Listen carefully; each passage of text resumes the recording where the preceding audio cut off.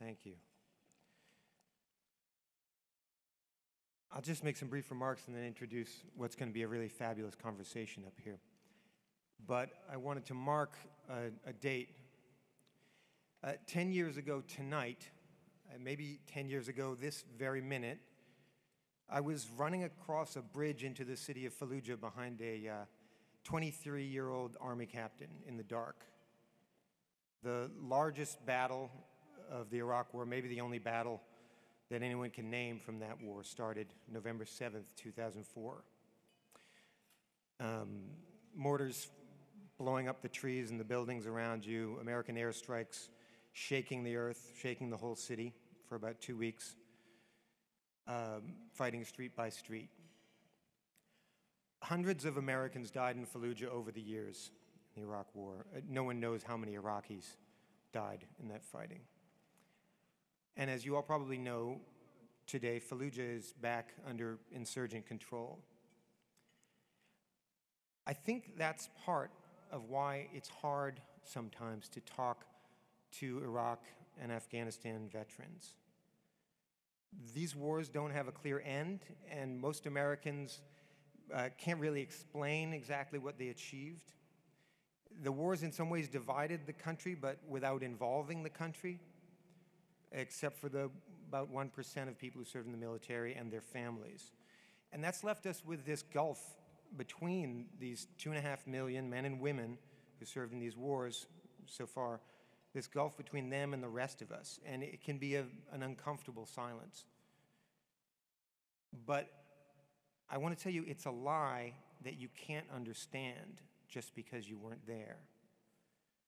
And you might know that because you listen to and support NPR. And I cover veterans for NPR. That's my whole beat. That's all I do. As far as I know, there's no other major news organization that has a single veterans correspondent. And that is thanks to many of your generosity. So thanks. The vets that I sit down with really want to tell their stories. Sometimes I feel like when I sit down to talk with them about it, and no one ever asked them about this before, and they open right up. They're not heroes, they're not all heroes, they're not all ticking time bombs. Despite their experiences, they're just regular folks. I wouldn't say there's any generalization that fits the whole population of veterans, except that I think almost all of them want us to understand something of what they've been through. And the two people I'm going to introduce now are helping make that happen. I don't need to probably introduce either of them, but I will. Dave Isay, you all know who he is, founder of Storycorps, author of several books, including collections of Storycorps interviews. He's won 6 Peabody Awards, a MacArthur Genius Fellowship. He is the personal hero of absolutely every single long-form broadcast radio reporter. That's a fact. You can check it. About 2 years ago, Storycorps started a Military Voices initiative, recording stories of men and women who went to war and those who didn't return. And here to talk with him is another person I don't have to introduce, Rachel Martin.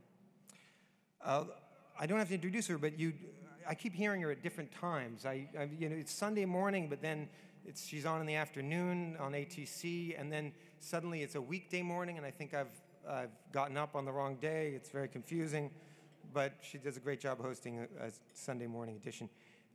You may not know, however, that Rachel spent a lot of time also reporting these wars in Iraq and Afghanistan. I first met Rachel, she was a scrappy freelancer in Kabul in 2004, I think we figured. And a few years later, she was in Baghdad holding U.S. military officials accountable. Here she is with General David Petraeus, wearing a flak jacket that I think she sewed at home herself. Where did you get that? Anyway. No, as long as it did the job. All right, well, anyway, I'm looking forward to this conversation. I know you are too, so please welcome Rachel Martin and Dave Isay.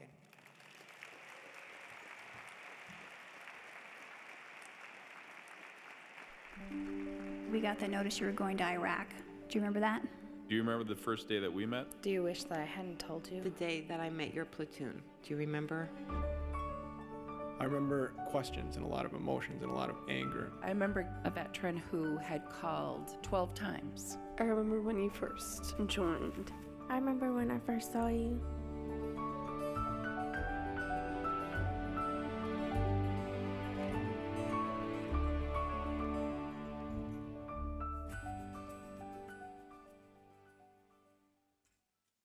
Well, it's such a pleasure to be here. Thanks to all of you for coming, and thanks for having us. You might be a little confused. It is not springtime in Washington, D.C. There are no cherry blossoms. We do not think that you have chronic allergies, yet you will find a package of Kleenex at your table with the Storycorps name on it. For those of you, and I'm sure it's most of us in the room, you know what Storycorps means. It means you're gonna cry, okay? It means you're gonna cry. Almost every Friday, religiously, my husband will come rushing into the other room because he's heard me sobbing. Sometimes they're quiet sobs. Sometimes I'm just blubbering. And he comes rushing in, he says, "Rachel, what's wrong?" And I just say 2 words: Storycorps. Just move along. Just move along. But there's a reason for that, and we make light of it, but these are profound stories that draw us in and make us feel a connection with someone who may have a completely different set of life experiences, and that's what makes that such compelling radio. And the man behind that is Dave Isay, and he joins me on the stage now. And every Storycorps story is different and distinct, but Dave, you set out to do something different because you wanted to create a subset of Storycorps that was about military voices. When you thought about doing this and you put this to this community, what was the response like, I wonder? Well, first of all, hi. Thank you for doing this tonight, and thank you all for coming. So Storycorps has been around for about 11 years. And as most people know, it's this very simple idea. We have these booths where 2 people come and have a 40-minute conversation with the help of a trained facilitator. And at the end of the interview, they keep a copy and another goes to the Library of Congress. And we've done a bunch of special initiatives over the years, focusing on a particular group. Like we did, our first one was with 9/11 families. Everyone who lost a loved one on 9/11 comes to Storycorps. We've done African-American families and so forth. And I didn't know what the response was going to be like from the military community. But it's very similar to what Quill was just talking about. I mean, this was supposed to be a 1-year initiative. And the response from vets and their families who wanted to participate was overwhelming. So we're on year 2, and we're going to go to 3, and probably we're going to do this for a long, long time to come. And I was completely taken aback by that. But it's a privilege to record these stories. So why don't you? And it's just what Quill said. I mean, so many times people will tell this amazing story. The facilitators will say, and someone will say, "Have you told that before?" And they'll say no, and you'll say why, and they'll say nobody ever asked. Yeah, you just have to ask. That's right. So we're going to walk through a few of these stories together this evening, and they will move you. I'm just warning you. So keep those Kleenexes handy. Do you want to introduce us to our first story? Sure. So we're going to start by listening to an MVI military voice story. This is Army Captain Drew Pham and his wife Molly Pearl. Drew was 24 when he completed his tour in Afghanistan, and he and his wife came to Storycorps to talk about what he saw at war and adjusting to life at home.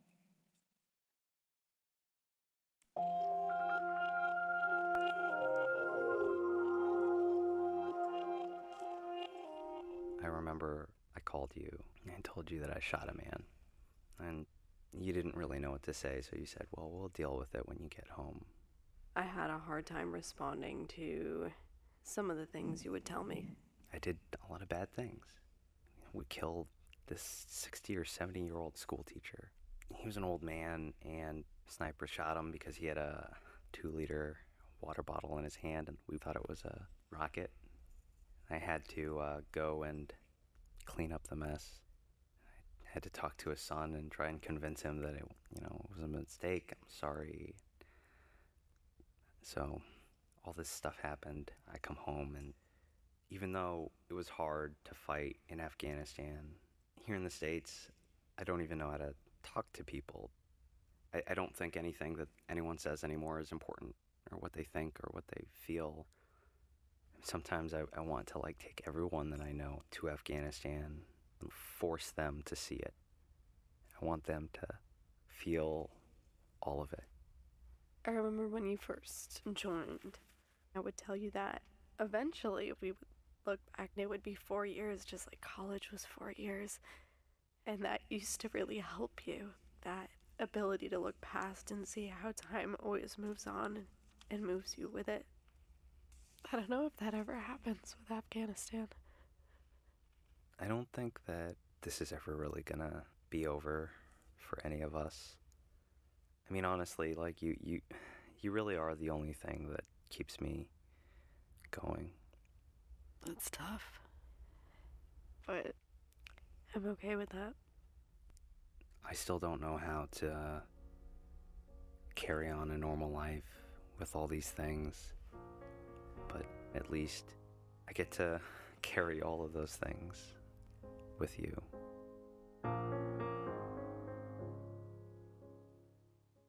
There's so much in that, right? Like the struggle to come back home and to see significance in the everyday when you've experienced something like he did. And at the same time, you're hearing in there the complicated nature of the family dynamic when people come home. It's something that Quill has covered a lot on his beat, is how you fit back into your family after you've been deployed to Iraq or Afghanistan, and how you make that work. As you are trying to tell these stories, you're also looking for different ways to draw us in. And we're in the radio business. That's our bread and butter. But the next story that you're going to introduce us to has a different twist. So this is one of the, we've been animating Storycorps, and I was privileged to be here last year and talk to you guys and showed a bunch of these. And we're going to look at an animated military voices story that's not going to be released until Monday. So we'll give you all a sneak preview of this. We started animating stories a few years ago, mostly because we wanted to make sure that we were reaching younger kids. It's a way to get them kind of engaged so that they'll tune into NPR, start listening, tune into public radio. And it's worked. And this is one of those stories, and I think it speaks for itself.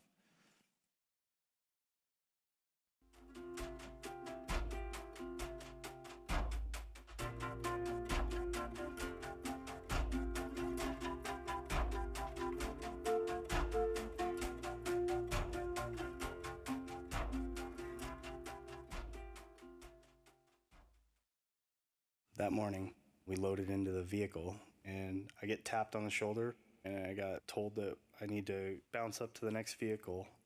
I said, catch you guys on the flip side, and that was the last thing I ever said to him.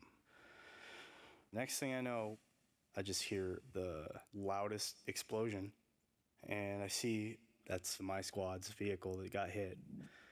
The bomb flipped it upside down, and it ripped it completely in half. And everything inside of it was just parts. And we got to wait for the chopper to come recover them. So the guys from the rest of our platoon had to go out there with blankets and cover up these body parts so dogs don't come and grab my friend's arm and have a meal. When I got back into our room for the first time, it was just a mess, you know? We had to spend the next couple days just packing all this shit up and mailing it home to their families, mailing their letters that they hadn't mailed, and cleaning up the dishes that they hadn't cleaned up, and there's dirty laundry. It was all I had left of my friends. And I knew when I got home that I would meet these guys' parents, their girlfriends and their brothers and sisters, and it's hard because I feel guilty for being the one guy left, but I also feel a responsibility. I better make sure that everybody knows who these guys were, what these guys did, and you know, I am most proud of not blowing my head off by now. It's just a whole lot easier if you're dead, but that shouldn't be your tribute to your dead friends. When they're looking down on you, they don't want you to be living in the moment that killed them. You made it. You got home. You should honor their memory by living the life that they didn't get to live.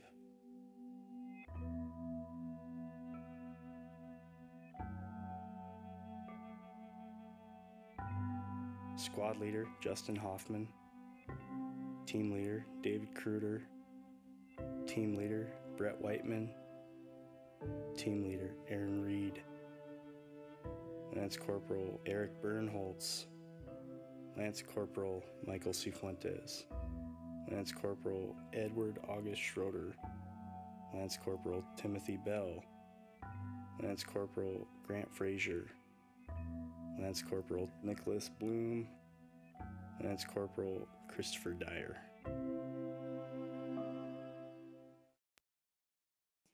You hear him naming his friends, right? And in a way, you hear his voice trying to take control of something he had no control over. And these are sad. These are sad stories. They are often hard to listen to. Do you get that from people who just say, Dave, I can't. I just can't. Yeah. I can't listen. I can't be in that space anymore. Why are we putting people through this? A little right? bit. I'm sorry. The reason is that, saying thank you for your service to folks is not enough. We need to hear what these men and women went through in our name over there to understand what they're experiencing when they're back home. So I feel like it's our obligation to listen. And again, I mean, the response that we've had from the military community is we'll go to a reintegration conference where they're bringing people back into the U.S. and there'll be psychologists in hotel rooms, and no one will go, but there'll be this room where we're doing Storycorps, and there'll be a line out the door. And I think it's because people feel, because these go to the Library of Congress, these servicemen and women feel like it's not self-indulgent, and they might feel like going to a psychologist would be self-indulgent. They're leaving something for history, and they want to be heard. They want us to understand what this was like. For those of you who may have heard Morning Edition, I think it was this morning. Yeah. We were introduced to the man we're going to hear from now. His name is Max Vols. Yes. We have two stories about Max. Tell us who he is and set up this first story from him. Sure. We're going to hear from Sergeant First Class Max Volz. He and his wife, Kim Volz, both served in the Explosive Ordnance Disposal, which is the elite bomb squad in Iraq. One night, Max called in a location of a bomb, and Kim was sent to disarm it, and she didn't survive the mission. So Max sat down for Storycorps to remember her. Let's take a listen.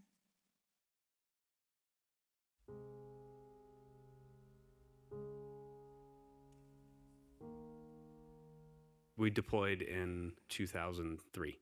We were in the same unit, and she ripped bombs apart by hand in Iraq just like I did. There was no being scared, no doubt, no, I might die. We never talked about that. But she died on a incident that I sent her on. That night, she was at a different base, and I tried to talk to her on the phone before she went, just to tell her, like, an extra be careful. But she was already on her way to take care of it, so I didn't get to. Her wounds were severe. One leg was blown off, and she was in a medically induced coma when I got to the hospital. I talked to her the whole time she was in there. The nurses were telling me to talk to her because they assured me that they had seen people come out of comas before and that they remembered hearing things that people said. I mean, what are you going to tell your wife who's dying? That you love her and you don't want her to die. But I knew she was dead a long time before the doctors stopped working on her. You hold someone's hand and then it feels different. I called her parents. You know, I didn't want it to be a stranger knocking on the door in an army suit. I told them that she died in my arms 10 minutes ago. She did something that most people weren't willing to do. And I don't want people to think that because she was killed while she was working that she was bad at her job or that she died because she was a girl. She did the same job that guys who think they're tough do, and she did it just as good as I did, and I think I'm the best that there is. I got married to her when I was 25. Our plan was to retire from the Army. Now I'm 36 and I still don't have a plan. I am an Army widower. I don't think there's very many of us. And when I receive a condolence letter from a high-ranking government official that says, Mrs. Volz, we're sorry for the loss of your husband, it just makes it seem like nobody knows we exist. That wasn't the end of his story. No, so we've had, I don't know, Ellen McDonald, who ran Morning Edition for many years, will know we've had hundreds and maybe 600 or 700 stories run on Morning Edition. And of every broadcast we ever did, this was the one I think that concerned us the most. We were concerned about having traumatized or re-traumatized Max, who was clearly in very rough shape at the time of this interview. You can hear it in his voice. But there is a postscript to the story. One is that an NPR listener heard this broadcast and got in touch with him, and they are now engaged to be married. Her name's Leslie Hollett. So he is going to be married in the next couple of months. And also at about the same time of this broadcast, Max, who clearly was suffering from very, very severe depression, you can hear it in his voice, was introduced to a woman named Mary Daig. She's a bomb tech who lost both of her arms in Iraq, just as Max and Kim were bomb techs. And she began on her own counseling veterans, and we brought them together. She counseled Max through his depression, and we brought them together face-to-face for the first time for a Storycorps interview. So this is Max and his colleague, Mary Daig.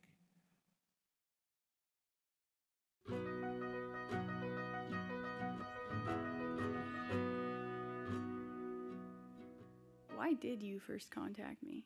I was in a pretty dark spot at the time, and another bomb tech thought that talking to you would help. I remember it took a while to get you to talk. Yeah, then I wouldn't shut up. I'm okay with that. I really just wanted to reach through the computer and hug you. Like, it's okay. Well, it's not okay, but it'll get better. Yeah. You do seem a lot happier. I'm glad. I am. Basically, you have a gift of helping people who are depressed. Where does your attitude come from? When I was young, I was very soft. I cried a lot. And right after high school, I was engaged, and his mom pulled me to the kitchen making dinner one day and was like, "Don't worry, Mary, I'm going to train you to be the perfect housewife." It scared the hell out of me. I was like, I joined the Army like a week later. We got a call for an IED that the Iraqi Army had picked up. So I got it in the truck, and I laid it down in there, and it started to roll off, and I went to grab it, and it detonated. What kind of stuff do you have to deal with on a daily basis because of your injuries? I'll tell you the worst part is I've never really liked being the center of attention. And now you got a big sign on your forehead. Yeah, but I have quite the collection of T-shirts. They say things like, "Worst drummer ever." I have one that's got a big thumbs up and it says "Thumb Wrestling Champion." I guess the way I look at it is, yeah, I lost my arms, and I'm mostly deaf. My face is scarred to fuck. But all of that has led to some really amazing opportunities, and I've helped a lot of people. I don't know if I could lead a happier life now.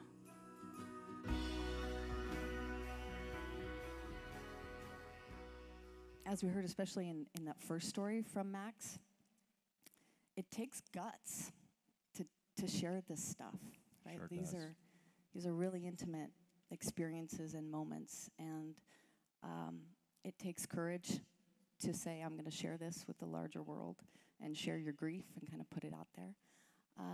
And the man that we're going to introduce you to next knows what that is like. And he is one of our own. He's one of our public radio family. His name is Gordon Bolar. He is the general manager of WMUK in Kalamazoo, Michigan. He lost his son, Matthew, in an IED in Iraq in 2007, and then he talked about it for Storycorps in 2012. We're going to speak with Gordon in a moment, but first let's hear a little bit of Gordon's Storycorps segment. He was killed on a road south of Baghdad, and the next morning I went to the bedroom window and I looked out, and I saw a uniformed Army sergeant and a uniformed chaplain standing on my doorstep. And you tell yourself, maybe they're going to tell me he's wounded, but you know. What was the hardest moment for you? I think at the funeral home, casket was open.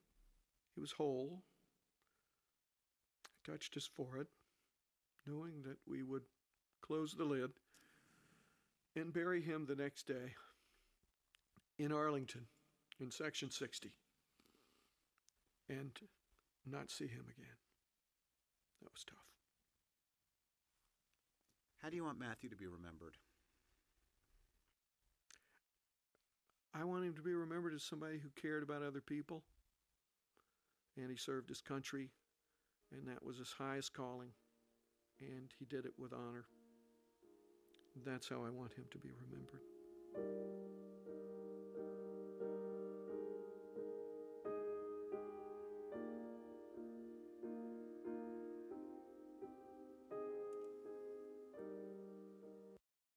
If you will join me in welcoming Gordon Bolar to the stage.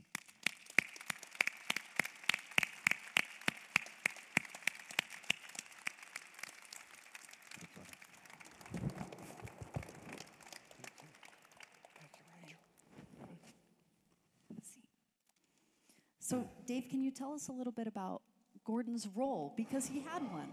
He did. In creating the Military Voices Initiative. Yeah, I mean, in many ways, all the work we've done in the Military Voices Initiative is in honor and in memory of Matthew. So when we were in Kalamazoo, Storycorps was in Kalamazoo, and we worked very closely with Gordon. And when we left Kalamazoo, it was about a day or two later that Matthew was killed. And Gordon sent a letter into our team telling us about his loss. I think it was one of the first letters that he sent. And he's family. I mean, he's all of our family. And it certainly hit home in a way for all of us at Storycorps, personally for me, that I hadn't felt before in these post 9/11 wars. So we talked, we got to know each other very well, and eventually we decided that we were going to do MVI. And all of this work is a tribute to Matthew. Thank you. You know, I was out at Matthew's grave this afternoon in Section 60 in Arlington. If there's one word that I could use to describe my experience with Storycorps, and at WMUK we've done the Airstream trailer in 2007, just before Matthew died. And we did Military Voices. We're looking forward to doing Out Loud next year. I'm hoping to do my day of listening, day after Thanksgiving, to a vet who's 89 years old, who can't tell his stories to his wife because she has Alzheimer's now. And I'm going to listen to those stories. It's an act of love, like you said. But when I was out there at Section 60 today, I looked at my son's grave, and right behind my son's grave is a grave of Major Megan McClune. Let me tell you about Major Megan McClune. She was the first female Marine to be killed in Iraq. And there's a simple 6-word epitaph that kind of sums it up for me that is on her tombstone. Be bold, be brief, be gone. And that's really all that any of us have. When I watch the people go into the Storycorps booth, I see bold. I see Storycorps allowing us to be bold for a brief amount of time, and then we're gone. At the Airstream trailer, I saw a woman who was addicted to meth. She had to go into that booth and tell her daughter that she was sorry. Daughter was 16 years old. I saw a woman who didn't have but 2 weeks to live, who was 75, go into that booth and talk to her daughter. So when I got the news, when Ellie and I got the news that Matthew had been killed, I took encouragement from that. I took a fair amount of being bold. And I went out and I talked about him. And Ellie and I have recorded our story. So that encouragement, that's what you're giving to so many people through Storycorps. And that bold feature, that's what so many people are stepping up and doing and saying things that they never thought. I've been in that booth, I know. What does it feel like to be in that booth in the moment? Well, you know, you think 5 minutes have gone by, and then they say, well, it's 30 minutes or 45. You open up, you say things. It's an act of love. There's listening that goes on there. So if there's anything that StoryCorps does, it's that. And, you know, there's a lot of healing that comes out of it. Mm-hmm. You can see it from the soldiers that are talking tonight. There's a lot of getting through that grief. It goes on, but it's an act that helps. I think I speak for all of us in the room when I say thank you for sharing your story and for sharing memories of Matthew and for being brave enough to go into the booth and talk about it, because it does take courage. And I hope many more do, you know. I looked out at all the field of tombstones behind Matthew in section 60 and on up the hill in Arlington. How many more stories that might be told now because of military voices? I know they're out there, but now there's that opportunity for them to be archived and live on. Well, I give you our word that we're going to keep fighting to do these interviews. We're going to make sure we get this work done. And again, I thank you for everything. You know, when you were talking, in many ways, StoryCorps as a whole is kind of collecting the wisdom of humanity. And I think of a very simple interview where the end of it, a grandfather told his granddaughter, you know, live with courage. And that's all any of us really have to know. I mean, that's the answer to life. And your son lived with courage, you're living with courage. And I thank you for coming to be with us tonight. Thank you. We'll end it there. Thank you so much, Gordon.